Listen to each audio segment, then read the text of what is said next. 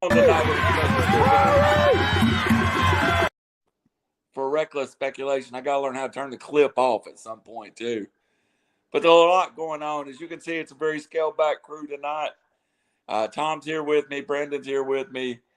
Wasn't going to do a show, but this is our normal time. And even though it's a holiday, we thought we'd get on here and talk a little college football and what we're thankful for in sports.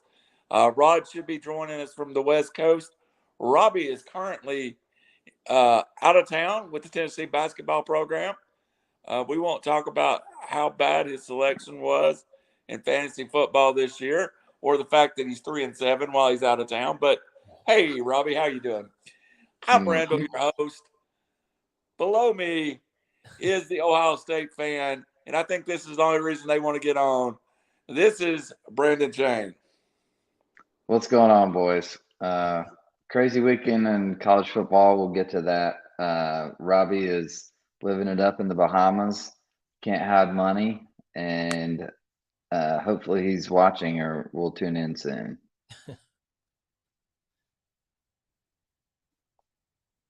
Tom, what's going on, buddy? Okay, all right. I guess I was waiting for my cue. Yes, I'll have to say I don't think I ever went through a whole phone battery like I did Saturday night. You and I were texting back and forth. The wife had to check on me in the speakeasy, make sure I was okay, because all she heard was me laughing out there, and I was by myself. So, yeah, it was wild. It was a wild weekend, and yes, as a Michigan fan, I fully expect this weekend to be no different. Friendly little rivalry with Brandon and myself. Sure. Which, not friendly. It's friendly. It's between you and Brandon. Saturday there might be maybe some mean emojis being texted. We're all in good faith. We're gonna talk as much crap as the next guy for sure, but just don't include it's all in good fun. Hey, by the way, update on Tennessee for those Tennessee fans. Up 25 on Butler as we speak. With about 2 minutes to play. Is Robbie been kicked out for public intoxication yet? We don't talk about that in public. Oh, okay. We leave probably that safer. Out. Probably safer that way. We got a couple of things, huge things to talk about. First thing we got to start with was, and it would be remiss if I didn't come on here and address this, Tennessee's lack of a failure over at South Carolina this week. But before I get very far into it, you can see on our show kind of a salute out tonight to Hendon Hooker. I just want to, what a good kid he is, what a wonderful person he is, and I hate that he got hurt Friday night. But the Vols season, as far as playoff ends, cannot stop Spencer Rattler. What a great performance by Spencer Rattler.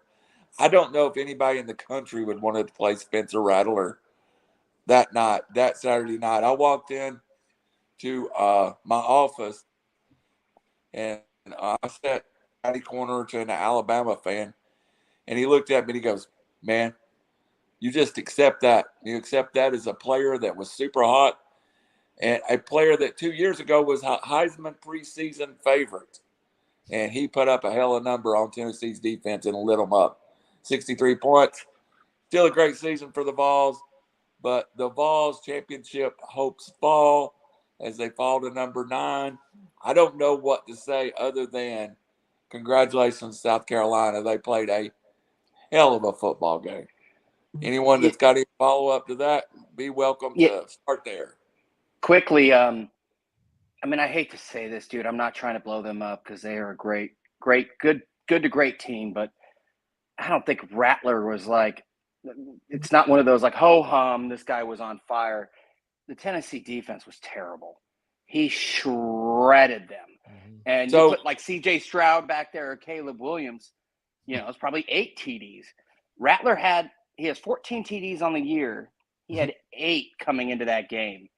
So 6 in one day. Did you watch the game? I watched the highlight. No, I didn't watch them all. And but you congratulate Spencer Rattler on his performance and move on. That's exactly what you did.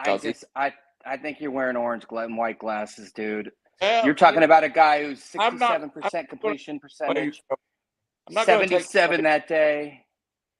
not taking it away from South Carolina. They won the football game. It wasn't nothing Tennessee could do to stop them, and that's the only thing I will not That's do. more on the defense. Like, I think you're backhandedly making excuses. Like, oh, there's nothing we could have done that day. Rattler was on fire. No, man. I mean, it's just I'll like play USC. USC. My USC.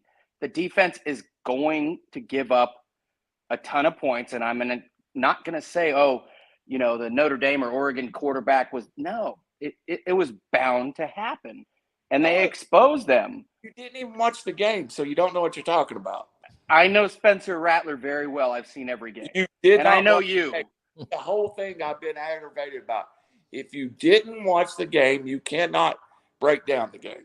So I was at the USC-CLA. I'm not breaking it down. I'm just not making excuses. I don't make excuses. Congratulations, South Carolina. They played well. They played better than Tennessee. They ran Far out of better fireworks at their stadium.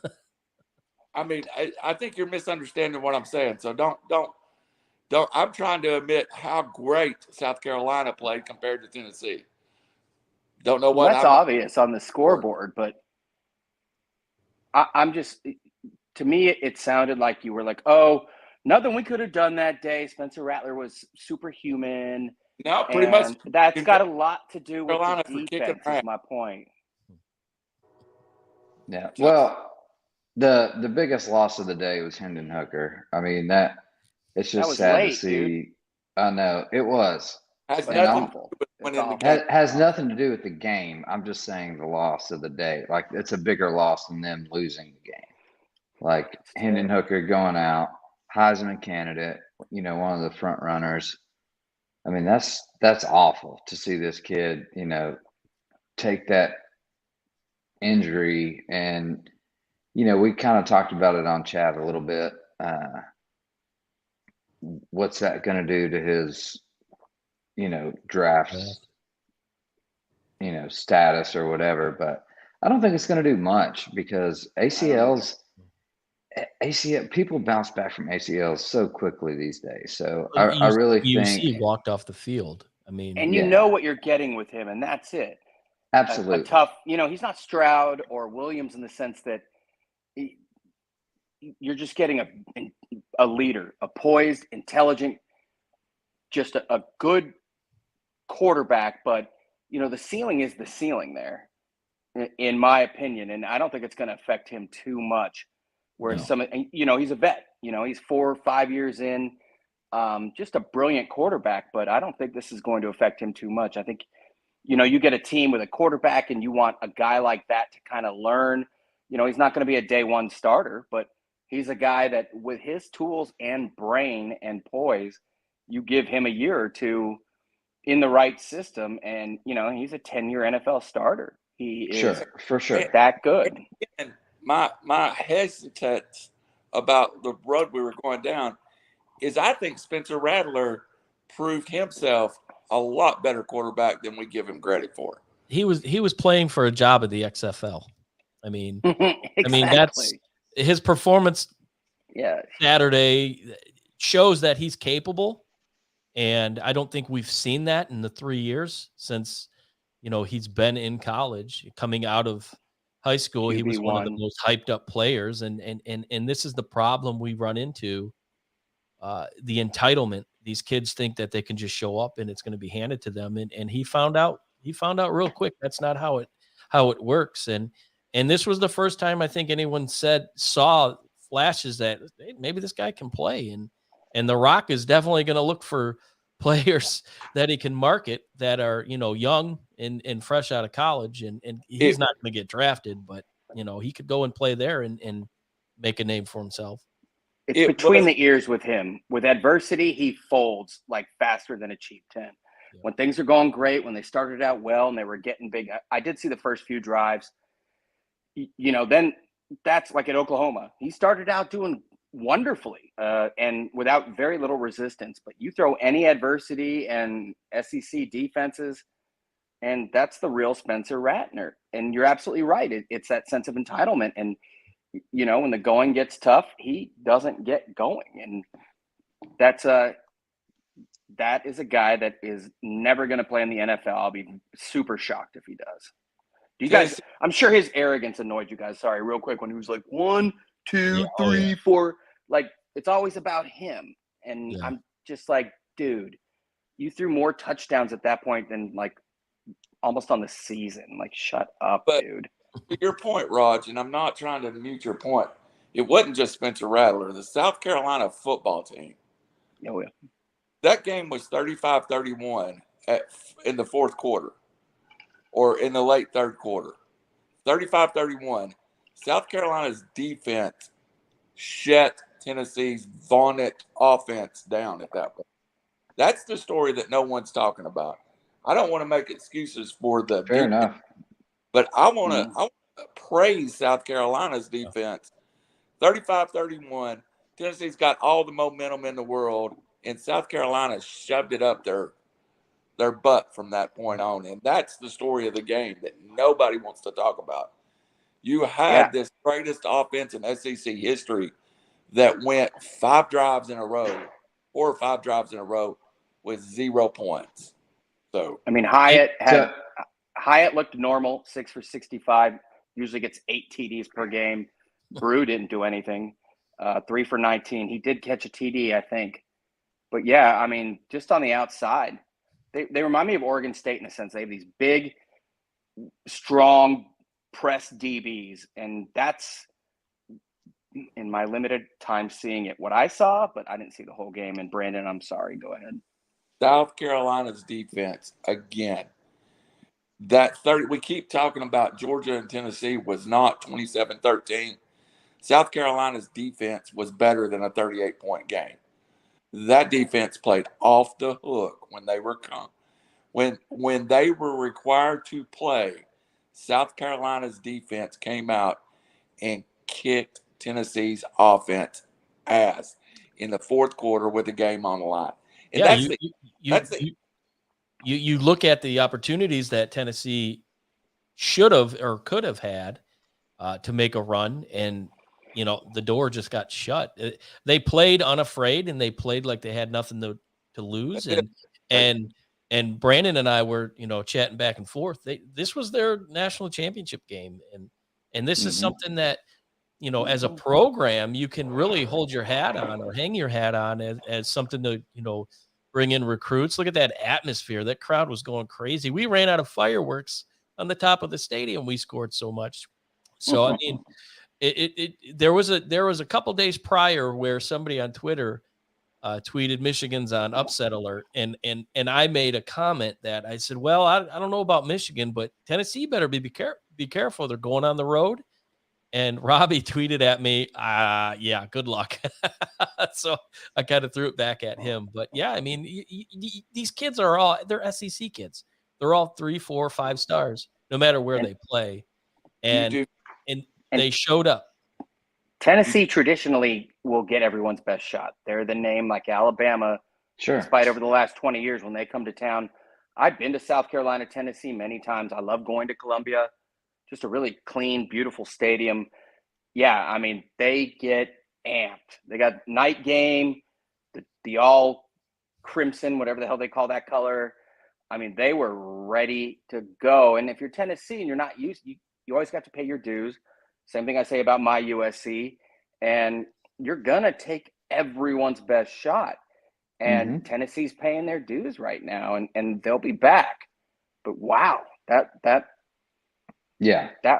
was a team right there that was playing way above their ability. Well, and off the top here, I mean, give a little credit to Shane Beamer. I mean, he had a pretty daggum good game plan against UT. Yes. Now this was equivalent to UT playing Alabama this year. Like this was their big game. Like they're amped up for it. I mean, they scheme for it. I mean, they watch every single, flaw that you have in your system and try and expose it. And they did. And, it's such a weird weekend because it happened to all the top teams that were battling. It really did. Like everyone was getting their best shots from, some unranked teams, some tough teams that were ranked. I mean, it was just, it was crazy. It was crazy to watch because we all thought, when Michigan barely won, then USC, barely won, Ohio State barely won, and TCU with the TCU last. I mean, it was Playing it was with crazy. fire. It was crazy. One It's thing what about happens in the playoff, right? End of the year. This is what Yeah. happens every year. Every year, and usually there's always one team that gets tripped up, and unfortunately, it was Tennessee this year. it's There will going be to more. be more. But the one thing that's Yeah. got to be addressed is the 800-pound elephant in the room, and that was Tennessee's obvious mishandling. And it's the first criticism you'll ever hear me give of this current Tennessee staff. Whatever happened, whatever wasn't addressed, whatever the situation was that's running amok and rumors here had nothing to do with the outcome of the game. But you cannot just show up and give no reason why your starting senior captain, middle linebacker, who is the heart and soul of your defense, is suddenly not on your trip. And then you come back after losing and you still haven't addressed why your senior starting middle linebacker is not on this trip. And Did you lose respect for them, Randall? Like, that's very Saban-esque, right? Like sweeping it under the rug. It seems. We don't know. But I think it is I was hurt. surprised. I think whatever happened in the way that we've handled it as a staff, and it may not even be Coach Heupel, it may be someone in the SID office saying, hey, we can't release this. Yeah. Or it may be somebody, whoever it is this is bad, a bad look for Tennessee. It's all alleged, whatever it is, but you still have to acknowledge it when he doesn't play. Yeah, and then you've got to address that the heart and soul of your defense. You give up 63 points, and the leader of your defense is suspended for no one's addressed it. It's not a good look. Much respect to you. I insinuate you're a fanboy, fan short for fanatic, just like all of us. But you were one of the first to call that out, and that's a lot about integrity. And you always work and deal with kids, and that's extremely impressive and much respect, because sometimes that can cloud our judgment. And you were the first to say that I saw. Well, I'm going to take a different point of view on this a little bit. All right. So there are things that happen inside your family or your household or your team, and that's a family, right?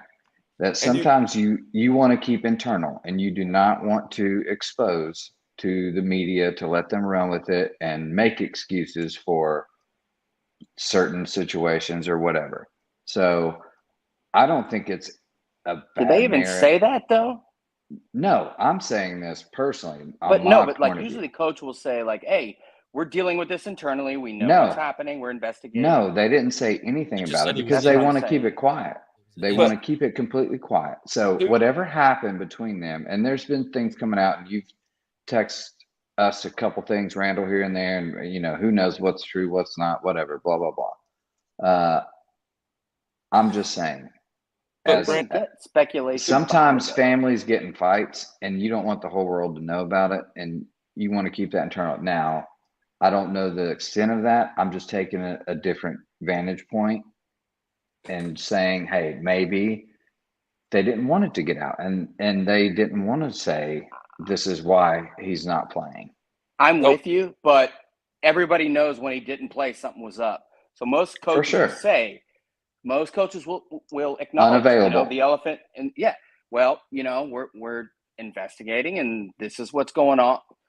Just acknowledging the key. Otherwise, it's just going to blow up. Would Saban have acknowledged that in this situation? He just said, no, he's unavailable. He says internal discipline. But did they even say unavailable? Sorry, Randall, go ahead. Mm-hmm. This is a kid that was his status, unavailable. This is a kid that's been suspended from your program already once for a conference with a police officer where he told I don't know the background. I was just looking from an outsider's perspective. This Jeremy Banks was suspended from the program for telling a police officer, "This is the kind of we killed cops for the things you do." Oh yeah. This Okay. is it's been multiple time disciplined in our program. This is a kid that 2 weeks ago I praised how he's turned his life around. I agree with you. You handle it internal, but I'm a pretty close source to the program. Sure. I know got you it are. about an hour before kickoff that said, and this is what it said: without key member of the defense. When you click that link, it was a generic announcement that Jeremy Banks would not be available for the football game. And that's huge, Yeah. man, for the whole team. It was. And I'll back that up there. Like, that's your leader. I mean, that's massive on the road, especially when you start taking punches, when you depend on a guy to be a leader. Right. Like, that's Somebody in the trenches that's, yeah. No, that's a coach on the listen, field, right? I knew no background. I was trying to give a vantage point of what solidifies like a good team. Like, people don't want that stuff. Internal fights happen all the time. And But across what did the Coach nation. say? Did they acknowledge it at all? Is my point. Like Randall said, the elephant in the room. I would have been fine with them saying what you just said, Brandon. I would have been fine with them They addressing it. didn't say that. Yeah. So Just like, hey, we're going to handle this internally. We'll, sorry, something of that nature. my intention was to come on here and own my ass whooping, and I think I'm doing that right now. So I did not want to code it. I own my ass whooping, and I want to make sure I congratulate. I have a very good friend that's wife is a South Carolina fan. She graduated from Columbia. He is a South Carolina fan. They have every right to storm their field and enjoy their victory. And there's no excuse that I can come on this show and take that away, because if it was the other way, I sure enjoyed my victory over Alabama. So Sure. congratulations, South Carolina. But I want to move on. 20 minutes in, and I apology to you, Raj. I just did not want the impression that I was given a excuse fanboy reason, because I want to own it.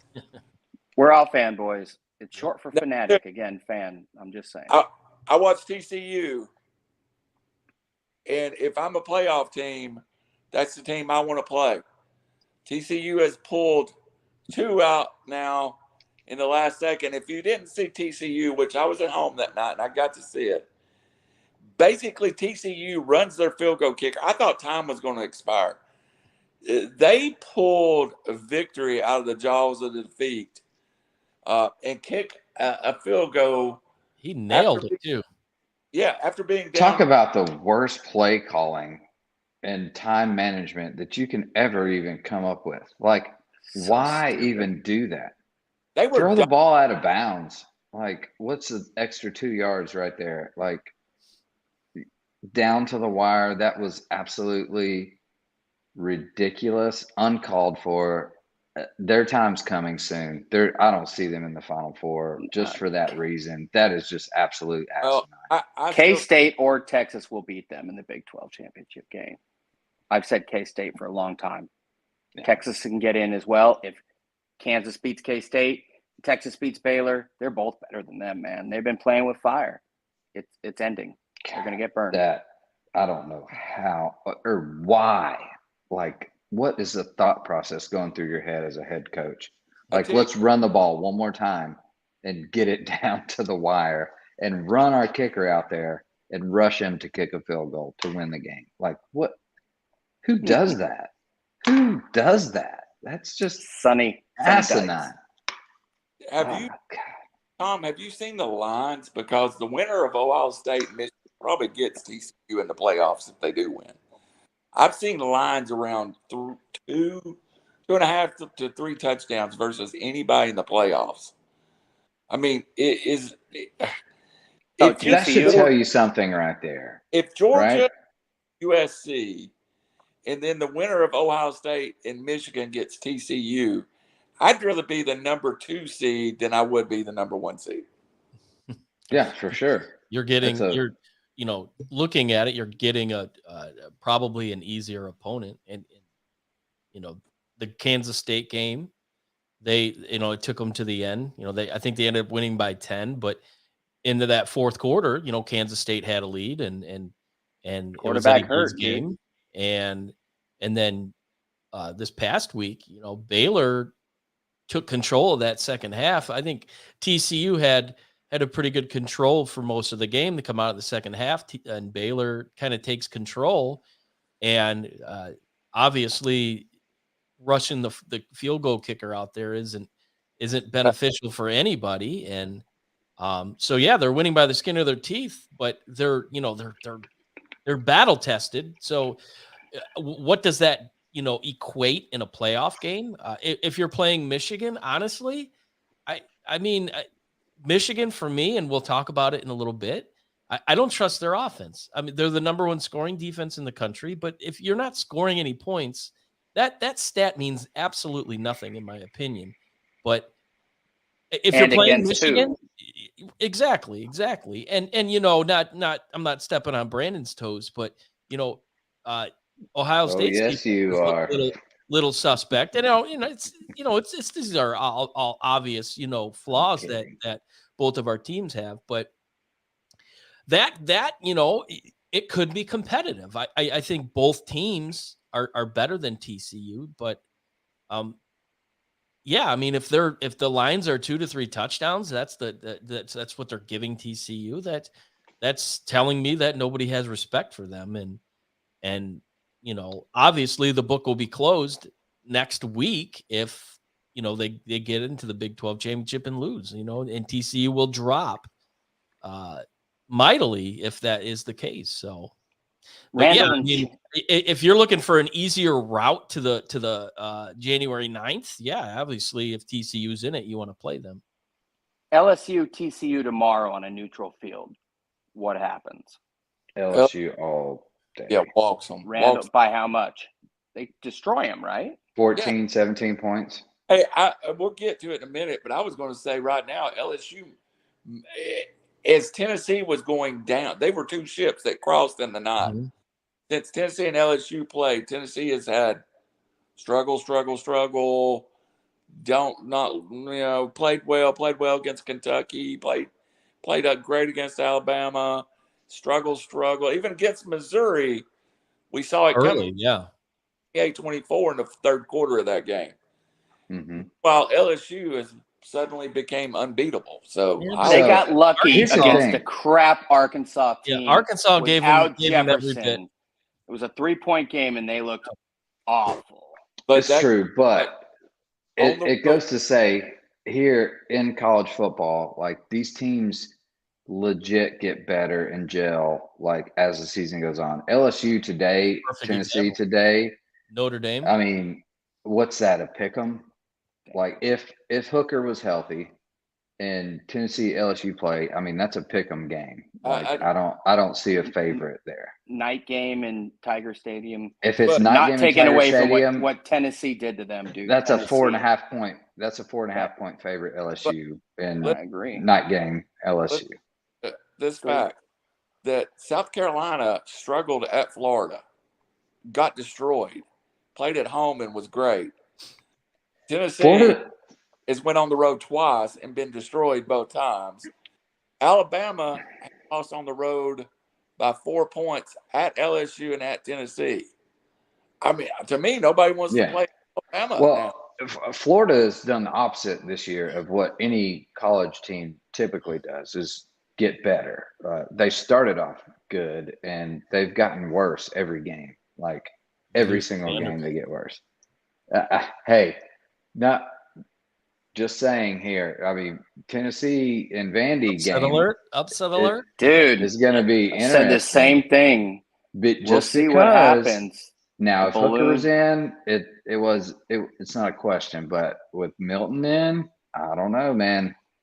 Hey, I'll give you a balloon. Air's out of the balloon.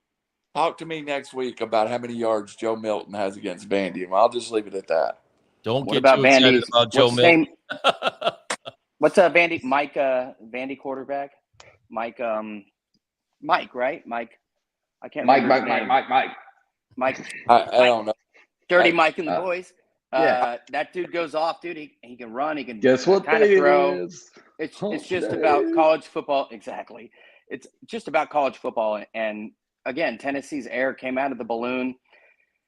It's going to be hard if Banks is not there, Hooker's not there, leader on both sides of the ball. Like, Sure. what are they really playing for? You know, and Do are you get- still going, Randall? Banks is playing this week. Oh, he is? Oh, Yes. wow. That's What the around town is Banks will be playing this week. See, so wow. it was that an makes- internal oh. situation, I think, that got blown out of proportion due to the loss. And I agree, but I still think anyway. If that's the case, address it now if he's playing. I am buying tickets last minute if I'm going. Tickets have came down so much, and as they get closer to game time, they're going to come down so much. I'm going to be in Nashville next week for Jelly Roll, so I'm having some emotional and financial disturbance of trying to go to Nashville. Didn't Vanderbilt offer Jelly roll? $10,000 off their tuition for fans if giving away? If they win, yeah. Anything to put not orange in their stadium. Yeah, Raj, you need to check him out. Jelly Roll. He's actually pretty good. He's really good. Hybrid country guy. It's like he was kind of like a country, hip hop, rap, country, rock.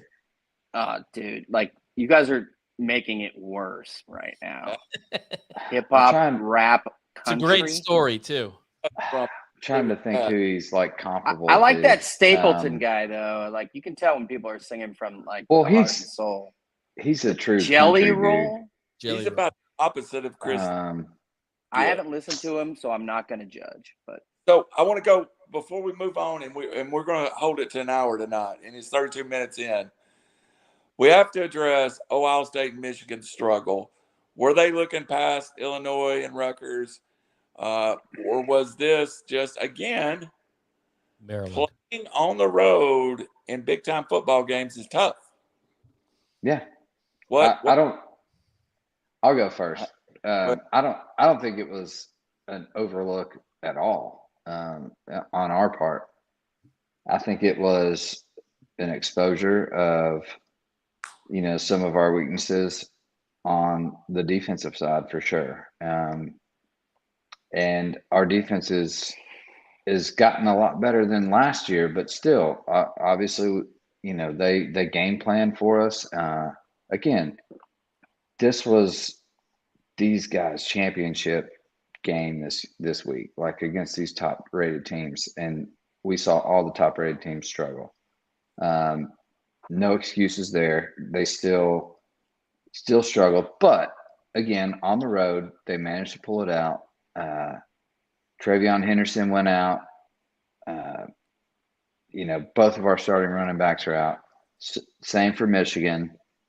And, somehow we managed to continue to run the ball well, establish the run game, and that pick six for a touchdown at the end of the game, skewed the score a little bit. But winning by 7 on the road, yeah, we were favored by 25 or 27, something like that. Still a little punch in the mouth there, and an awakening, I would think, for Jim Knowles and Ryan Day. Like, we got to get our crap together because Michigan will not do that. What has been exposed, in your opinion? Why have weather aside in Northwestern, but what are you worried about most aside from Michigan's running game? But what is the issue? Just the secondary a little bit, like the lack.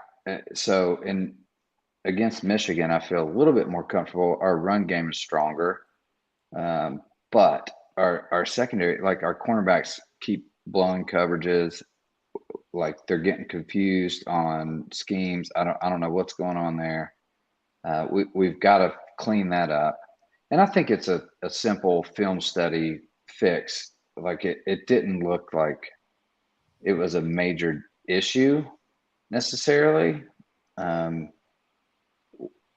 mean, they're athletic all over the ball, but it's one of those things that possibly they thought it was too easy and this was just Maryland, and I don't know, but for me as a fan and person, it's like you got to establish a point here and make a stand like you're trying to make it in to the college football playoff. Like this is a team you should beat by 27 points, and you almost lost the game. So yeah, it's scary. And this is somewhat similar.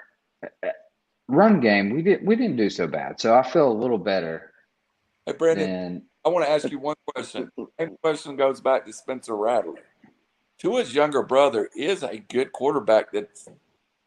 He's a gunslinger. When he No, gets he outside the did great. tackles, Yeah. and that's where he's dangerous. It reminds me of that was the thing. He Jaden Delore in scrambled. Arizona. Yeah, whenever he got outside the pocket and he scrambled, he made plays, and that was a big deal. And it exposed our secondary. Like you can't just stick with the guy for 7 seconds and expect the play to be over. Like if the quarterback's scrambling, you gotta stick with your guy if you're in man or cover 2, whatever it is. But that was Gunslinger the exception exposure. sometimes, though. Gunslinger Yeah, exception. For Sometimes. sure. Sometimes. But again, there were some plays that were, boneheaded on our part. So we got to clean that up. And quick All right. question, if I may, with Tom. Chase Brown is an exceptional running back. Sorry, Randall. But is that a Michigan lapse, or is that just a great back and a good rushing offense? I mean, Before you answer, okay. I got one more thing to say. Illinois is a good football team. Number 6 defense in the country. When I look at all these teams, South Carolina and Maryland and Baylor, all these teams that put these great efforts out there, if it's a random Thursday night and you're lining these football teams up and playing them, I'll take Illinois over all those other teams. I mean, look, Michigan's, I guess, interior defense the last 2 weeks kind of has been subpar. Maisie Smith has really not been on the field, and he's somebody that was dependent upon to rush the quarterback. And they've got a freshman named Graham, number 55. He's a true freshman, and he's kind of made a name for himself. But the big hogs up front really haven't gotten the push, we'll say, that they had earlier in the season. And I really think Illinois keyed on that. And DeVito, not Danny DeVito, he really wasn't under a lot of duress that most quarterbacks were, when they played Michigan. So he doesn't make mistakes. And by the way, was Brandon Graham 55 at Michigan? The older Brandon Graham? Brandon Graham, yeah, he plays for the Eagles now. But yeah, he was amazing. Was he 55 as well? He was 55 as well. Yeah. Dropping some knowledge, Raj. I think the problem that Michigan was running into and that Illinois was able to take advantage of, they were guessing. And whenever they were guessing run, they were pulling it back and throwing it to the tight end. So they looked a little confused. And one thing Michigan was very good at in halftime was making adjustments. I mean, they only gave up 48 points in the second half combined and not a touchdown up until this game. And they gave up 2 in the third quarter. Illinois absolutely dominated that third quarter. And I'm sitting here like my anxiety level was, is this really going to happen? I mean, shades of App State here. Obviously it's a different competitor, but I mean, all the marbles, all the chips on the table, and we're really going to lose to Illinois the week before the big game. So they were exposed in a sense that they were left scratching their head, and Illinois game planned perfectly for it.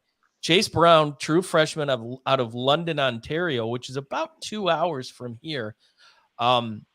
If he's not on your radar, he better be, and he'll be a Heisman contender next year. He's the real deal, and he was coming off an ankle injury, and he was fast, and he had Michigan's defense just scrambling, and they came out. Michigan came out in the fourth quarter, and it seemed like they were preparing for the run, and obviously they made the big stops at the end when they needed to, but it's to me, it's a problem. But for this game coming up here, Had to affect your confidence going into. oh, this there's no game. question about it. I mean, I'm freaking out. But then, watching Ohio State and then watching, obviously what happened in the night game, it just goes to show you, I mean, you never know. You can't take anybody lightly. No. And 18-year-olds, bro. I- 18-year-olds. my confidence was a little bit boosted seeing, Ohio State, Maryland was really giving them everything they could. So, it didn't make that, win better, but it I guess it was easier to swallow. We'll say, like, okay, we beat them by a field goal, this and that. But you know what? Mhm. Illinois 2-3 weeks ago, people were talking about how that, this could be a top 15 team. They're a legitimate possible contender out of the Big Ten West. They go from basically first to third place in the West now. But I think Brett Bielema's got something rolling there. He hit the transfer portal really well. And obviously getting DeVito out of Syracuse, a leader who they needed, somebody that's capable of running the offense. But I don't know if it was a looking ahead situation. My biggest complaint is play calling. At one point, they ran the same play 4 times in a row, Michigan. That's always the case with Michigan. Mm. And it's just like, what are they doing? And do they not have trust? I just don't know. But we'll get into the game here in a minute, but they played a good opponent, and it took everything they had to pull that out. Not to overshadow the effort Illinois gave. Number 1 tight end, Schoonmaker, he's been out for 2 weeks. Donovan Edwards suspended. He had a 2-game suspension. He was out. Corum hurts his knee. So now you're playing a freshman tight end who has all the tools to be really well. And they've really punched him into the offense, but you have a lot of guys that haven't gotten reps that they were dependent upon. And they have no wide receivers in that room whatsoever. And that scares me to high heavens. So, they scrapped it together and they pulled it off. Thank God they have the best kicker in the country, or else it would have been bad. So, question number 1 is Jim Harbaugh's statement today scares me beyond belief. And I go back to coach speak. There is no structural damage with Blake Corum's knee.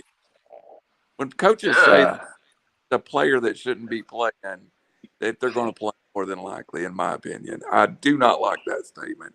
It can be structurally sound. Sprain, strain, anything, hyperextension. That's what it looked like. If there's anything that puts Blake Corum's future in jeopardy, he don't need to be on that field. Would you agree? Well, one thing with Blake Corum, and he gives back to the community, and he was interviewed Monday, handing out turkeys. This is his tradition that he does. He goes to Ypsilanti and he hands out 400 meals, and he pays out of his own pocket, out of his own NIL money.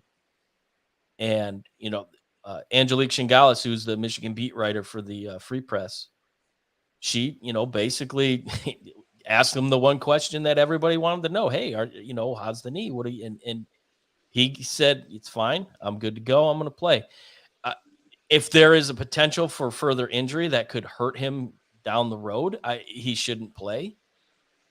But I definitely don't want to be the person to have to tell him, no, Blake, you're not going in, because this guy is an absolute warrior.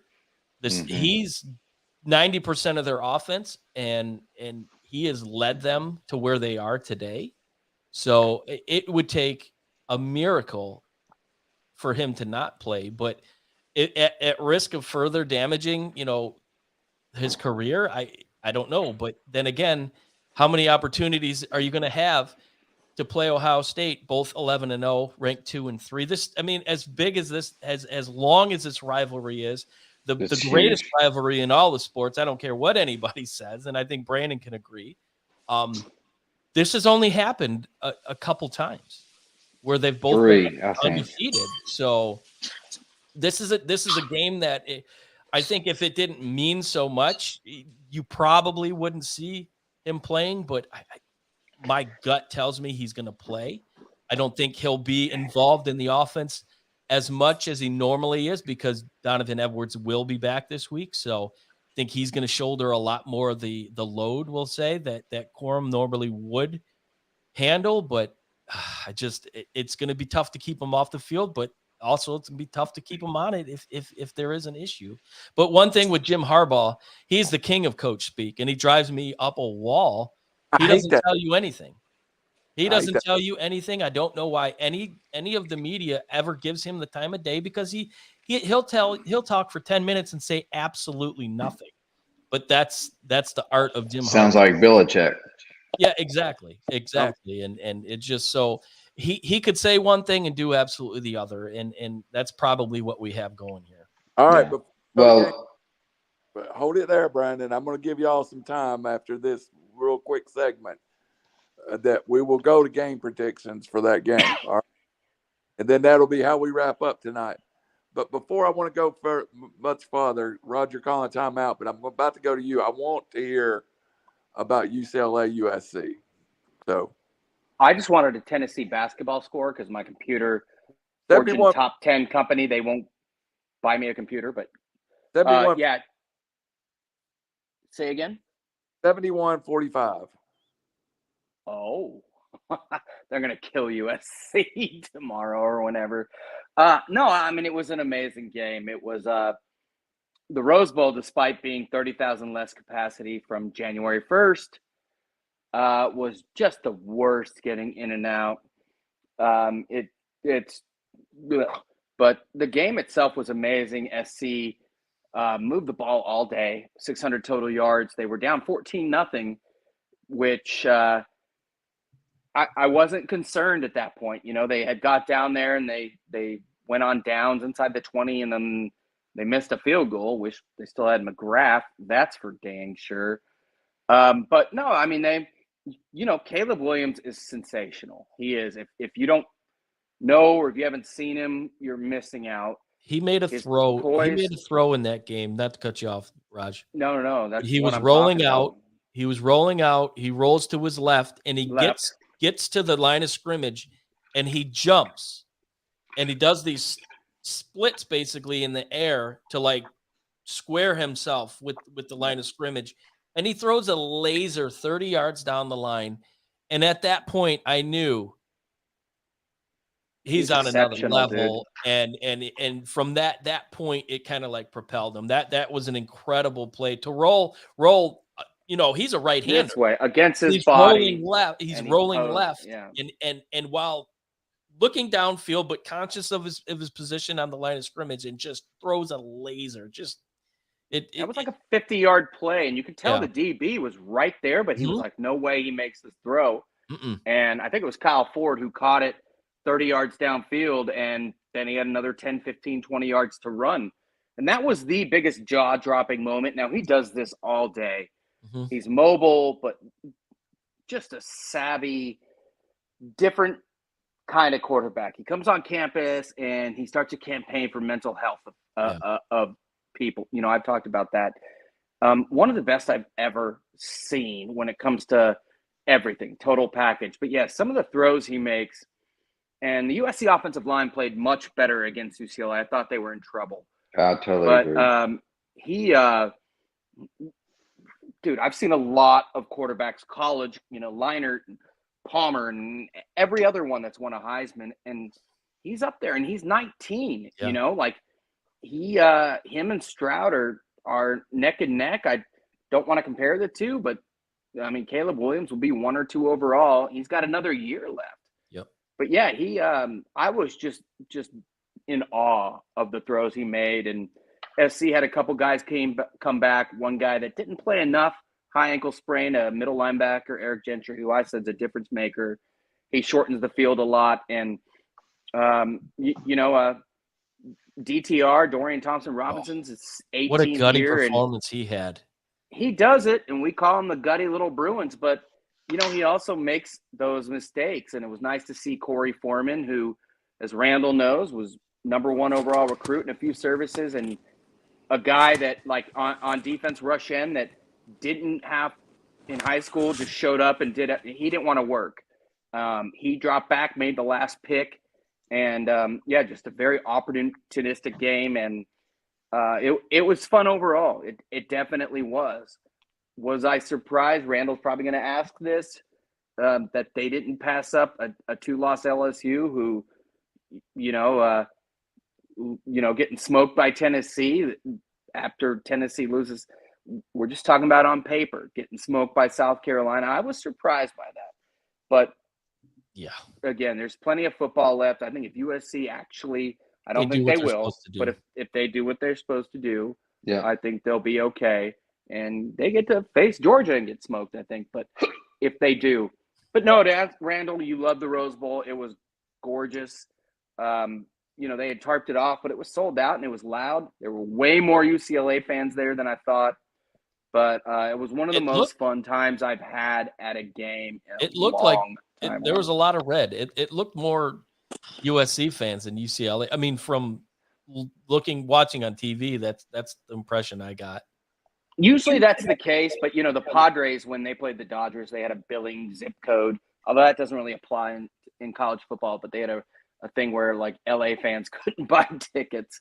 But I was staring at the UCLA student section, and so maybe that was the case. But all in all, it was a beautiful game and just a lot of fun. Vivid, like as Randall and I always say, the colors, nothing's more vivid than playing a game in the Rose Bowl. There wasn't a punt until 4 minutes left in the fourth quarter? Yeah, we're not going to talk about that. But what were the tickets outrageous there, or what was the going rate?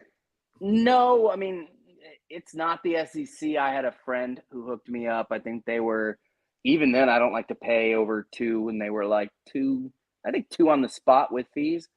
But it was it's just an experience at the Rose Bowl. Like I said, Randall can attest to, and the San Gabriels and the sunset. And my niece is the president of Delta Gamma now, and I went with my sister and brother-in-law before I went rogue and walkabout and went try to find other friends' tailgates. But it was just a trip. There was an energy there that has not been there in a long time for both teams. Well, a little bit of that is UCLA is now UCLA. I mean, they've been so bad for 20 years. It's I love UCLA football. And when I was out there, had family play at UCLA, but talk about a long run of being bad. That they've had a long run of being bad. So, and what a good time for UCLA to be on the up and up with. Yeah. I'm not sure you wanted to post that there, Randall, but no, we're getting here. I'll post it. Yeah, everybody, we're getting spammed. Like, that's where I've been constantly by this person. So, but it's a good time for UCLA to be on the up and up. Who's licking their chops, excited. The Big Ten. So, absolutely. And doing it without recruiting. That's what amazes me. If you look at their last 3 recruiting classes, it's on par with Missouri and the transfer portal. Yeah, Charbonnet, Jake Bobo from Duke. What's his name? DTR's been there 8 years. He gets a different kind of kid too that fits his system that may not fit everywhere. All right, guys. Well, we're seeing the whole transfer portal come into play. I mean, it's a big deal. What I will say, UCLA, USC. I've been to an Alabama Auburn game, which I call the best rivalry in college football. I've been to a Florida Georgia game, which is the best party in college football. Wrong. But I just at least it's warm. Do it to the Alabama Auburn, I think. But anyway, my favorite game for a social setting around the football game, around what was going on, best overall kind of like lots of talent walking around there. Yeah, and you could be a fan of neither team and have a good time. That's a great point. It was UCLA. You can't go to an Auburn Alabama game and not choose sides. You can go to UCF. You can do I was that gonna in say, California. I felt that way about the Egg Bowl with Ole Miss and Mississippi State. I You mean, got to choose a side. I went to the Grove, and you didn't have to choose a side. That was just so much fun. Hey, That, well, that You place chose was- a side, but yeah, kind of Yeah. the same thing. But All right, Yeah. guys, we got 5 minutes, and I do want to shout out to my Sylvania Rams playing in the state semifinals, a 7-3 team that plays in a region. Listen to this, guys. In their region, 4 teams qualified to the playoffs. 3 of them made it to the quarterfinals. Now they play their region team in the semifinals. It's a region of death. It's unreal. awesome. So when you hear that they went 7-3, understand that in 7-3 includes the team they play Friday night, which is the defending state champion Piedmont, and it will be crazy. And I want to shout out, we brought out the Tyler Van show early on River City Media. We didn't know anybody would watch. This week, we had over 50 people streaming us live. Nice. I mean, Live. they've really Damn. supported that. And for high school, high that's school awesome. football in a small town in Alabama that I don't even have a connection to anymore.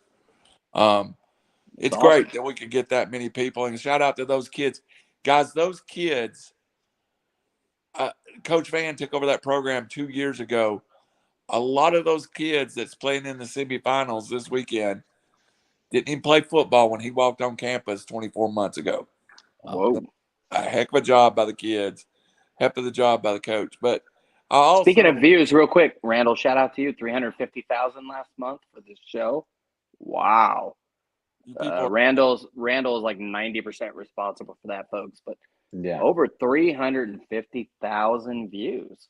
That's yeah, pretty I need awesome. to lose it weight. was I longer than need a to lose month. weight. That was our football season crowd, but that's still. Semantics. I want to take Let's cut that time. We've part got out. 3 minutes, but I want to give time to it. There's 2 games and only 2 games I want to predict today because the SEC rivalry weekend is crap this weekend. It's some of the worst football matchups you'll ever see. Georgia Tech, Georgia, Alabama, Auburn, LSU, Texas A&M, Tennessee, Vandy. The best game in the SEC is Ole Miss, Mississippi State, ironically. But I do want to The Egg Bowl. to talk about USC, Notre Dame, and Ohio State and Michigan. Both directly affect the playoffs.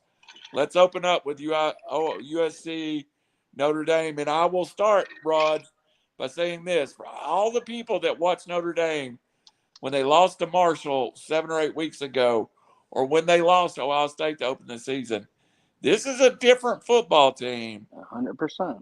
They're a 5-point underdog on the road in LA, which is probably a 3-point, 4-point swing. So this is basically talent-wise a pick-em game, but I still don't see USC losing it. So I'm going to take the Bruins.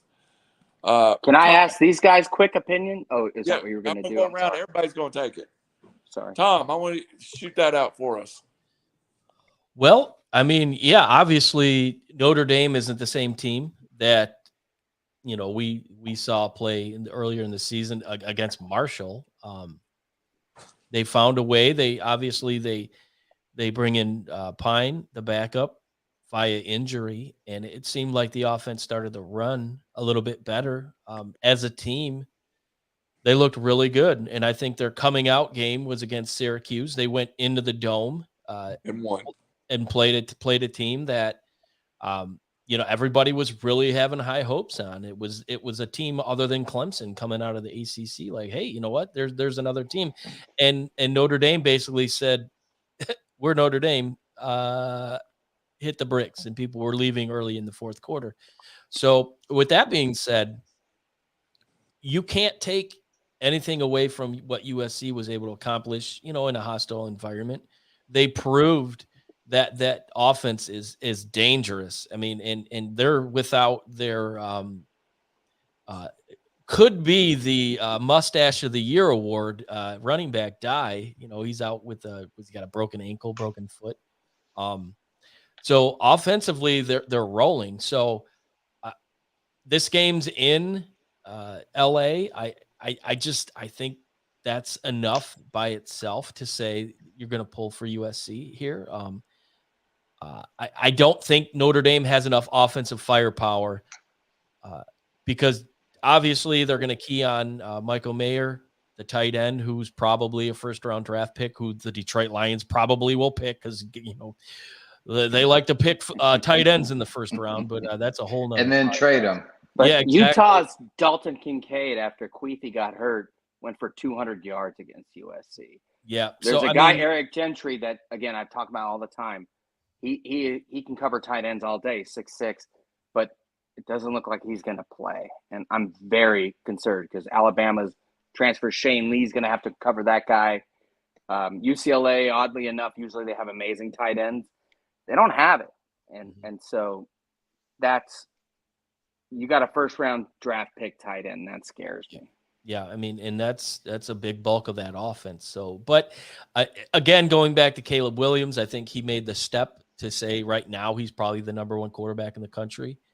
He's got so many skills, and yes, he's going to play a Notre Dame team that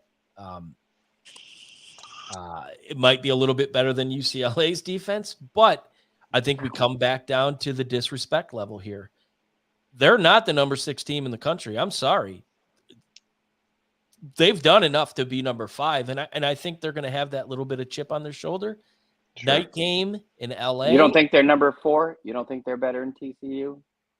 I do think they're better than TCU, but in the grand scheme of things right now, I got you. They're not number 6. They're number 5, and I think that's a slap in the face to the program right now. And Lincoln Riley has a way to get them boys going, and he showed what he can do. And so I think USC is going to pull this game out.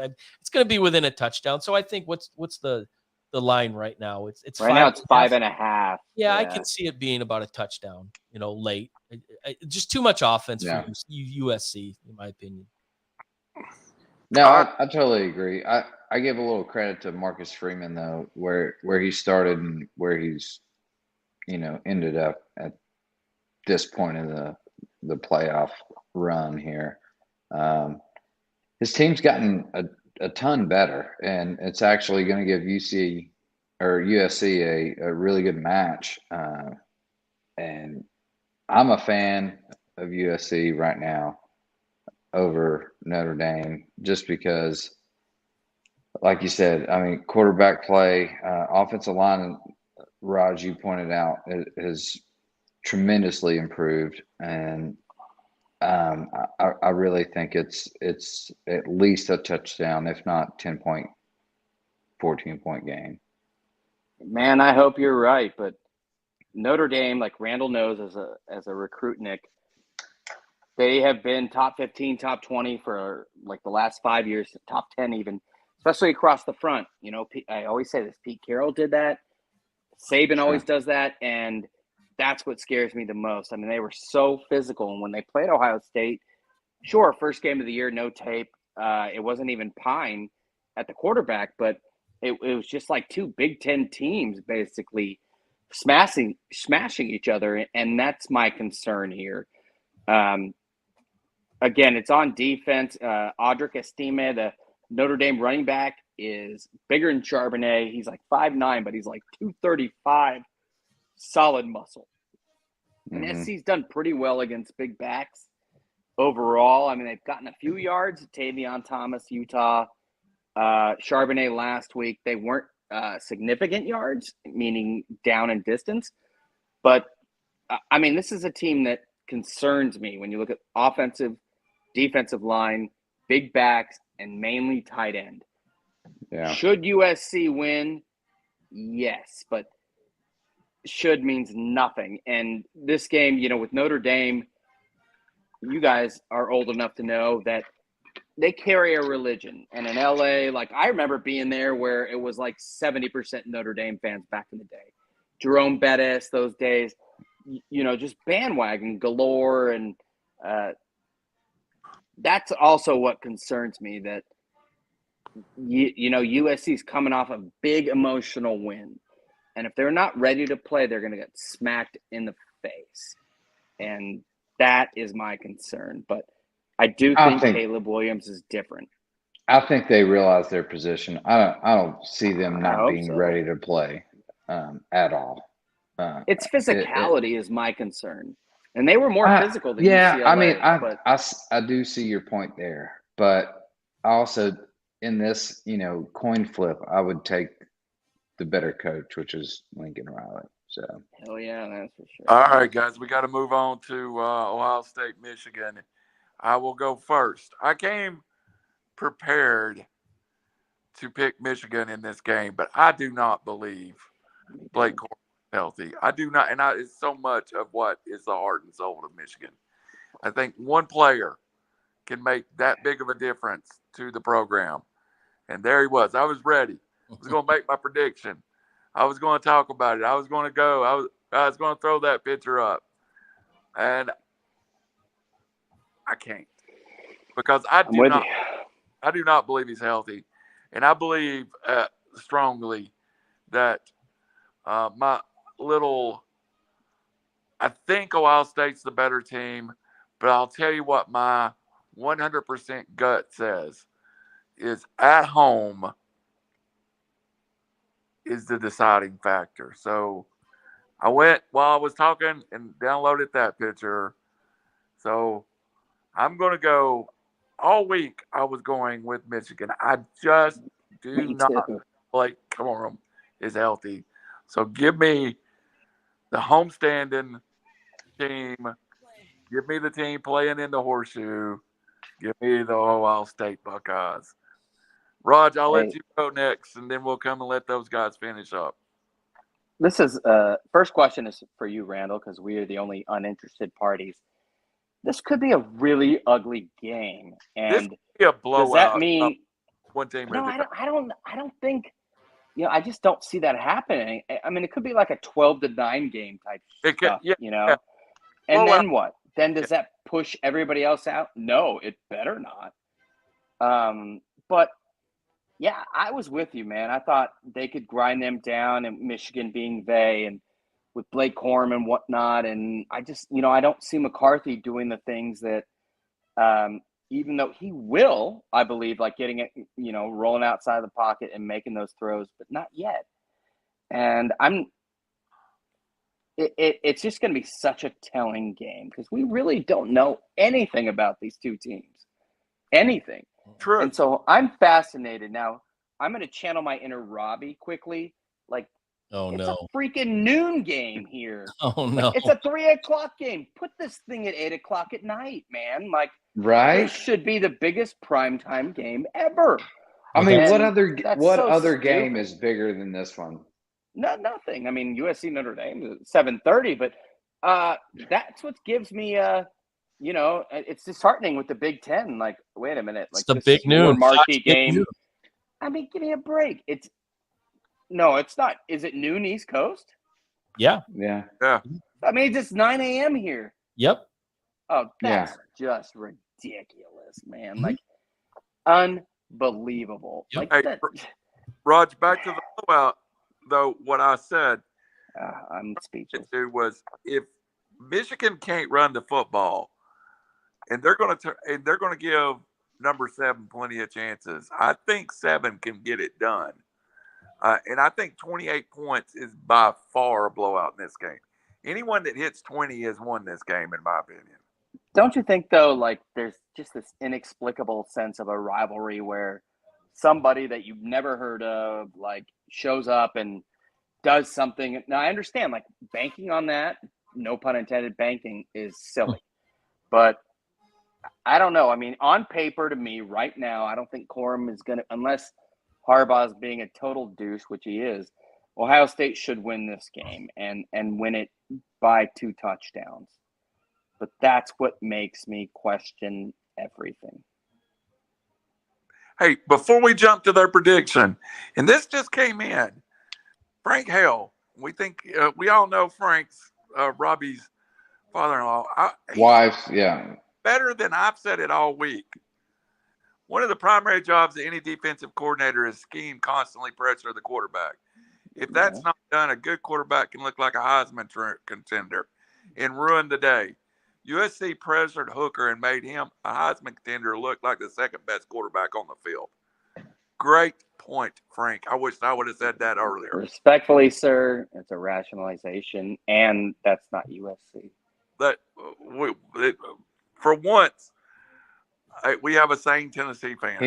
He meant University of South Carolina. I know. That's what I'm saying. That's your not USC. USC. But I think Tom would It agree. was. That's a rationalization from a handsome young week. Tennessee fan.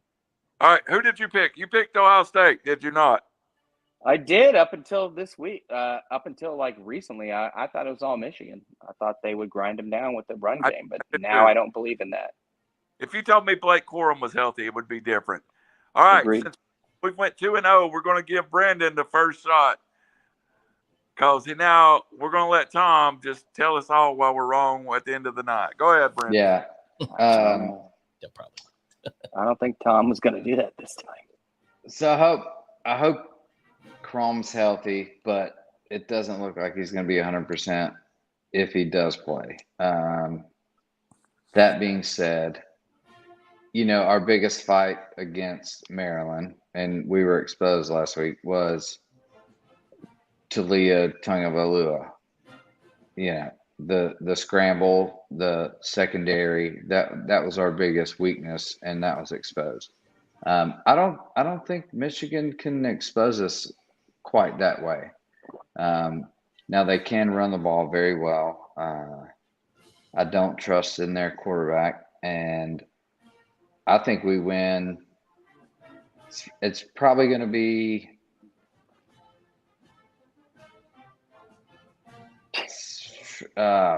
probably 10 points. I'd say 10. What's the difference between Tagovailoa and McCarthy in terms of rolling out and throwing? Like very similar skill sets. One's got more experience, but athleticism. I would put that McCarthy's on the board. athletic as hell, dude. There's another that wants Michigan to win because I'm going to text Brandon all night if they do. I mean, like 4 o'clock. Of course you are. Hey, and this has gone unsaid, but I did talk a little bit of trash to my Tennessee boys after they lost, and I apologize. What'd you got say? a little. You were on the thread. I don't read it, dude. I don't read it, especially when I'm in California. Go back and read it. But Robbie made him mad. That's not cool, dude. You don't kick a horse when he's dead or whatever. Kick a dog when he's down. What a jerk. Robbie started it, and Robbie deserved every bit. Yeah, that's different. Text Robbie different. Randall was a bystander. It was all Robbie. So not to mention what he does for this anyway, podcast. Ohio State by 10. Ohio State by 10. All right. I'm going to the game, and I will take pictures. We'll have video, and we'll post it on River City Media. Noontime start. Hey, don't worry about it. I'm going to the Titans game that following Sunday. Yeah, Titans nobody Bengals cares. at home. Yeah, shut up, Raj. Nobody cares about the Titans, but should be a good game actually. You guys should be able to tailgate all day to go to Michigan, Ohio State. It's just so stupid.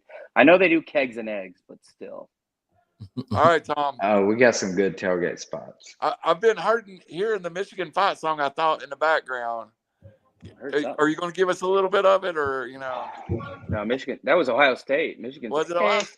Hey. Dun, dun, dun, dun, dun, We got Michigan right now. I've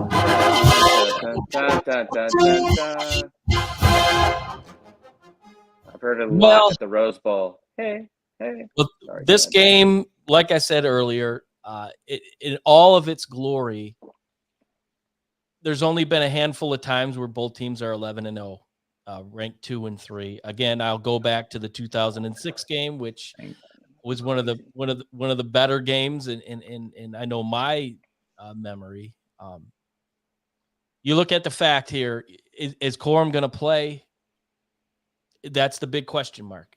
He came out and played the opening drive last week, and that was it. Took his helmet off. Looked very frustrated. Was that precautionary? Gamesmanship?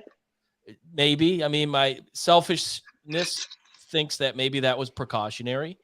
But nonetheless, that just showed me that how much they have leaned on him all year to basically control that offense. To everything runs through number 2. Another thing that scares me is the fact that they, in my estimation, have handcuffed JJ McCarthy the better part of the season. Let him play.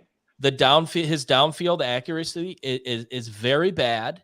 He missing receivers. He has a tendency to lock in on one receiver. Case in point, last week, the last drive, he had. Isn't that mostly in the pocket though? I'm sorry to interrupt, but like he's a guy that looks like he needs, when he gets outside, like just everything should break down and he can make things happen. He's so athletic. This particular play, it was a boot and he was rolling right. And he had the tight end who broke free. He was open by 15 yards, but he was keyed in on designed boot though. He's a pocket breakdown guy. Like let him get out and just improvise. But he was keyed in on Gash, the running back coming out, and he threw a bad pass. Very next play, he's got the tight end wide open again, and he overthrew him by 5 yards. So there's a question of his accuracy. I don't think they've opened that offense enough for him to feel confident to make those throws. He's got as good of an arm as I've seen out of a Michigan quarterback in years. He can make the throws. He's got a lot of arm strength, but I don't think he's honed it in where it needs to be yet. And does the offense help him out at all? The fact of the matter is they have not called plays to kind of get him prepared. Is that designed? I don't know. Jim Harbaugh is the goofiest fella in the country. We all know that, with his yellow teeth and oops, I crapped my pants look on his face. But so I don't know. This is why we're friends, Tom. This is why we're friends. Dude. I mean, I do not mince words when it comes to Jim Harbaugh. I mean, he's sleeping on place kicker's bedroom floor to try and recruit the kid. I mean, he's an odd character. We'll just leave it at that. So he's been known to kind of keep things up his sleeve. So obviously, if Corum plays, that changes things. How dependent will he be? How successful will he be? Remains to be seen. So I have a lot of question marks on the offensive side. You flip to the other side. Michigan has the tendency to get at the quarterback, like I said the last couple of weeks. They have not done that. They have not pressured the quarterback. And if you don't pressure the quarterback, CJ Stroud's going to pick you apart. They have the number one receiver in the country with Marvin Harrison Jr. Okiba or Ukiba or whatever, number two. He's very capable. Their number three running back seem to make some noise. So they have to get pressure on CJ Stroud. I don't know if they can do that. This is definitely going to come down to, like last year, Michigan wins that game because they were at home. They had the home crowd. That matters in college football, in my opinion. Those fans are going to be crazy rabid. You know they are, and Brandon's going to be down there, one of them. So this game scares me. This game scares me. The number has come down a little bit. I do think. What's it at right now? Sorry to interrupt. 7.5. 7.5. Whoa! It started at 9.5. Yeah. Shouldn't it be off without Corum being? I would think. Look, man. Listen, you can't put that game off. Everybody's talking about Michigan being injured. Mine Williams is injured. Yeah. So is Travion Henderson. Smith and Blake Jacob. Corum's a Heisman Trophy candidate. Behind the Ohio State offensive line, Robbie could run for at least 80. No, I don't. Come on now. I mean, now don't get me wrong. Next man up, Dylan Hayden has been fantastic. He's the reason why they won that game last week. Yeah, exactly. He ran for 162 yards or something. So in the fourth quarter, they found their spot. But would you guys both take Michigan? Well, actually, Brandon said it would be more than 10. Tom, you think it'll be 8.5 or whatever it is less? I think it's going to be within the spread. And here, let's just face it. JJ McCarthy at Michigan State game last year threw a bad interception. This year, he's cleaned it up. He's played pretty mistake-free football. Outside of his completion percentage, which is below 50, it's not good. And going into this game, I mean, they're really going to rely on him. Can he handle that? I just don't know. It's going to be one in the trenches. And I think this is a game where, I mean, Rich is saying it, Money Mooney, he's the best kicker in could happen. Could in the come country. down to that. And their trenches are exceptional. Michigan Thank trenches. you, Frank. Michigan has tendencies to get the ball within the 10 and stop. So I'll just say this. As much as it pains me to say this, I don't like where we are offensively going into this game. Defensively, I think we'll be okay. I don't trust J.J. McCarthy. Ohio State. Turnovers, dude. Ohio State is going to win this game because who's going to make more mistakes? I think the experience of C.J. Stroud, the fact that they have better receivers, they have a more dependable offense. I think they're going to do just a little bit more than Michigan. And Rich said 27-24.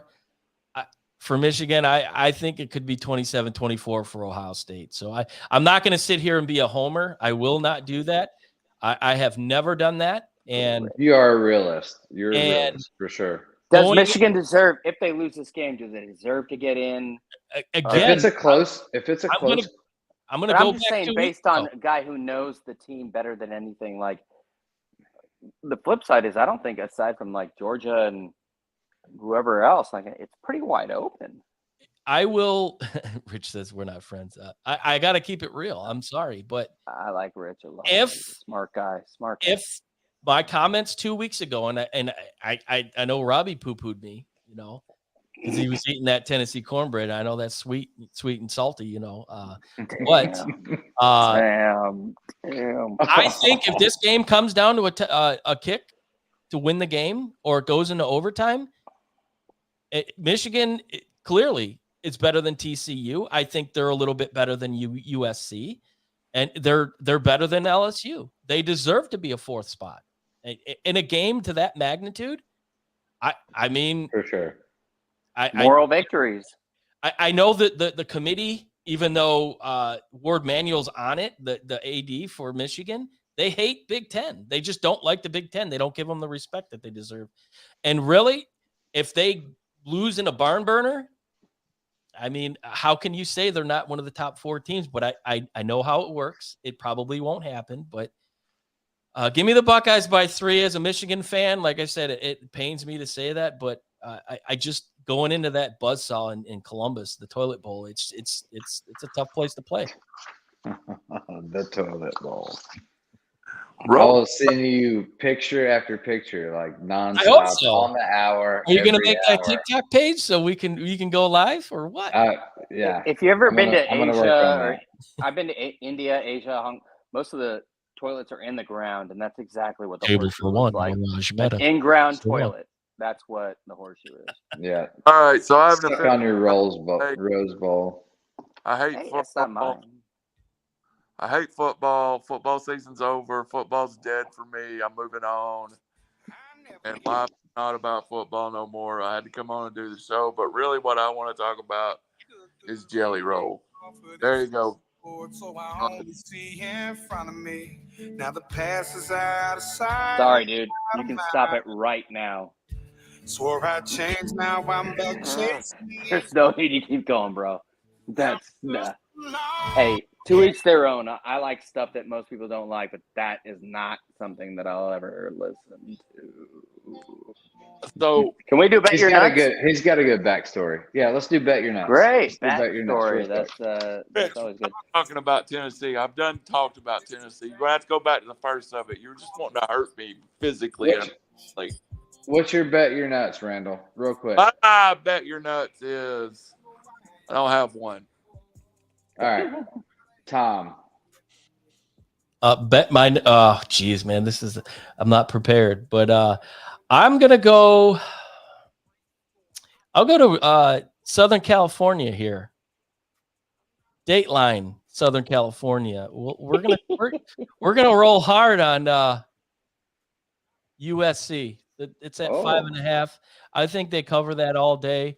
And give me the over. It's at 64.5. So USC to cover and the over. I think this is going to be a shootout. Really, I mean, I can see both teams definitely getting into the mid to high 30s. So, or USC getting in the low to mid 40s and holding Notre Dame into the 20s. So yeah, give me USC and the over. Hey, I got one now. I'm going to give you a new scoop in my Bet Your Nuts. In his last game ever at Ole Miss, Kiffin covers the 2.5 points and beats Mississippi State. That's it? It's a home game? And it's I don't 2.5? I don't even know where it's at. I just wanted to tell everybody I think Lane Kiffin's leaving tomorrow, Monday morning. You really believe that? Yes, I do. Think he's going to Auburn? Yeah. I heard they already fired him. Before he got there. Yes, Auburn's already Did fired you see him. his tweet? A beat writer for Ole Miss said his sources said that he's already signed a contract, and then Lane Kiffin commented. Yeah. He's got bad sources. I don't see it, but I'm outside looking in. All right, Raj, what's your Bet Your Nuts? And then we'll go to Brandon last. Mine, despite the rivalry, is Arizona -4 at home against Arizona State. Jaden DeLora is a gunslinger, similar to Tagliavoa's little brother, just a guy that gets outside the pocket and is just going to sidearm things. No, you can't compare him to obvious NFL quarterbacks, but he's dangerous, and ASU has given up. And, I will take that all day. Arizona -4 at home in the desert rivalry. They call it something I can't remember, but that's my lock, dude. That's a go-to. That's quality Tommy. I think that's the Thanks to Mr. Rich Jasper for the Roadcaster lesson. Rich is awesome. All right, Brandon, last comments and closing thoughts of the night, and then I've got to go cook my turkey. Last comments. I hope all are healthy in the Ohio State Michigan game, because I don't want any excuses on either side, including myself. Want this to be a good game, a battle. Football is better when Michigan and Ohio State are good, and this rival is on the forefront. So that being said, Ohio State rolls by 10. Let's go. I want to tell everybody happy Thanksgiving. I want to tell everybody to enjoy your NFL weekend, which starts tomorrow night. Make sure your fantasy lineups is set tomorrow morning. Oh, shit. I also want to say I had a whole story. Raj. You just helped Raj out. He's probably trying to pick up a player. Yeah, I'm in 2 other leagues where I'm pretty good, but our league, totally forgot. It is tomorrow. Sorry, Randall. Go ahead, buddy. The greatest weekend or Thanksgiving that my lifetime. I ate at a Shoney's, drove to Atlanta, watched the Falcons play, ate a turkey leg from concessions, and just the fact that I got to spend a Thanksgiving watching NFL football with my friends is a memory that I'll never, ever forget. It was such a good time. So, did you say Shoney's, though? I ate at Shoney's that had a Thanksgiving buffet because there wasn't a whole lot open at that point. And what kind of diarrhea did you have? Was it milky or? It was so good. Oh, wow. It was the Crystals kind, like 24 chili cheese pups. Yeah. It was either my heart's just thinking about it. Hey, Raj, it was a 3-hour wait at Cracker Barrel, and I wasn't doing it. Hey, I'm with that for sure. Cracker Barrel's overrated. Family, enjoy your football weekend. happy Thanksgiving. We live in a great country where we all should be thankful that we have the opportunity to be free and say what we feel. And sometimes we forget the meaning of this holiday is to be thankful for the harvest and that we all have plenty of food. And sometimes I forget it, and I don't want to because I get to spend the first Thanksgiving in many, many years with my daughter, and I'm excited. So Oh, That's awesome. good that's night. what matters. God bless. Totally agree, Randall. We should all be thankful for the Buckeyes winning Oh, over God. Michigan this weekend. He's talking about Let's his go. daughter, and you end up with that, you dick. Yeah, I know. I'm an asshole.